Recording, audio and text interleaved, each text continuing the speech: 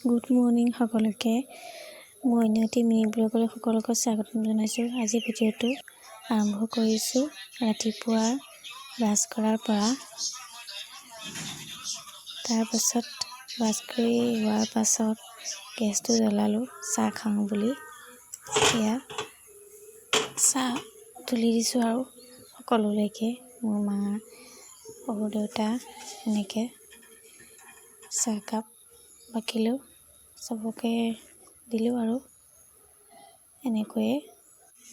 তাৰপৰা ভাবিলোঁ ঘৰটো সাৰি লওঁ লৰালৰিকৈ।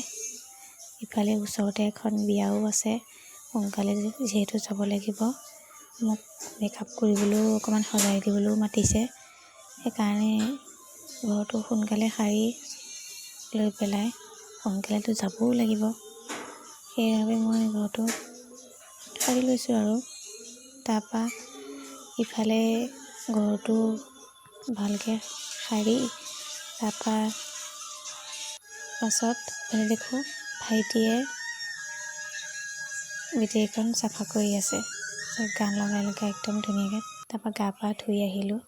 ধুই অহাৰ পাছত ভাবিলোঁ বিচনাখন পৰাই নাই, গা চা ধুই আহিলোঁ কিন্তু বিচনা পৰাই নাই। ইফালে মানুহজনো দেৰিকৈ উঠিছিল, সেইবাবে বিচনাখন পৰা হোৱাও নাছিলে। এই বিচনাখন পাৰি লৈছোঁ। মোৰ আকৌ বিচনাখন ভালকৈ নাপাৰিলে মনটো শান্তি নালাগে, কিয় জানেনে? কাৰণ যেতিয়ালৈকে বিচনাখন মোৰ হিচাপত নাপাৰোঁ তেতিয়ালৈকে মোৰ ভালেই নালাগে। সেইকাৰণে বিচনাখন লাহে লাহে ভালকৈ মনৰ পচন্দত পাৰি লৈছোঁ, তেতিয়াহে ভাল লাগিব বিচনাখন ধুনীয়াকৈ পাৰিলে। তাৰপিছত মানুহজনলৈ চাহ বনালোঁ।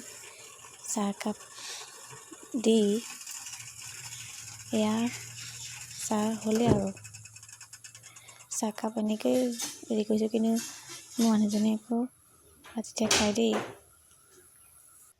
চাহ তাহ দি আহি বোলো মোৰ ৰেডি হ'লে, যিহেতু বিয়া খাব যাব লাগিব লৰালৰিকৈ।